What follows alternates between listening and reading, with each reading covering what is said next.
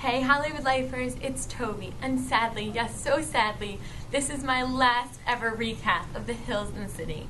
Because as you might know, last night was the series finale of The Hills.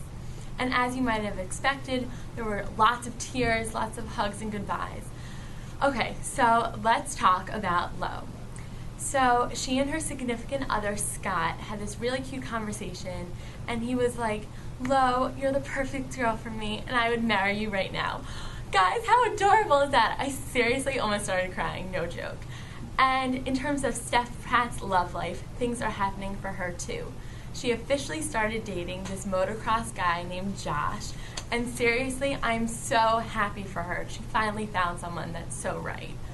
And in terms of the two that always keeps us guessing, Kristen and Brody, they had a moment, of course, as you might expect. And Kristen told him that she's moving out of the hills and saying goodbye to him, for a little while. And Brody seemed so upset and was really shocked. And then he was like so conceited and arrogant and was like thinking that it was about him. That's why she was leaving. I mean, come on, Brody. The world does not revolve around you. And the last ever scene of The Hills was so dramatic, and it made me, and I'm sure you guys wonder, like, what just happened? So basically, the scene behind Brody, like the backdrop, was removed really quickly, and then you saw he was on a set. And then Kristen and Brody hugged as if the movie had just ended and that they were back to like being normal characters. I just didn't understand what happened. Guys, I thought this was reality TV. Do you mean to tell me this whole thing was a lie? What is going on here? Seriously, I need some help. As for the city, Whitney told the head of People's Rev, Kelly Catrone, her like right-hand man, that she was interested in signing with this PR rep named Allison Broad. And Kelly was really offended by this and didn't think it was right at all. But still, Whitney continued and had a meeting with her. And it seemed like she was really interested in signing with her.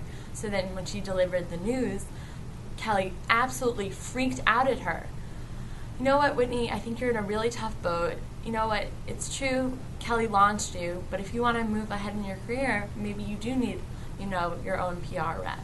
So you're going to have to just figure this one out. And as for the notorious Olivia Palermo, we saw her trip to Elle in Japan, and she spoke in front of this whole group of Japanese women. And you know what, of course there's the language barrier, but still she seems so uncomfortable. So Olivia, if you're supposed to be the new face of Elle, you have to get your act together internationally. But Josie thought she killed the whole thing, and killed in a good way, and she became the new face of Elle, leaving Louise Rowe in the dust. Poor Louise. I loved you personally. I thought you were so much prettier, so much smarter. But hey, you win some, you lose some. So that was the last ever recap, and it was so good speaking to you guys. I'll miss you. Bye.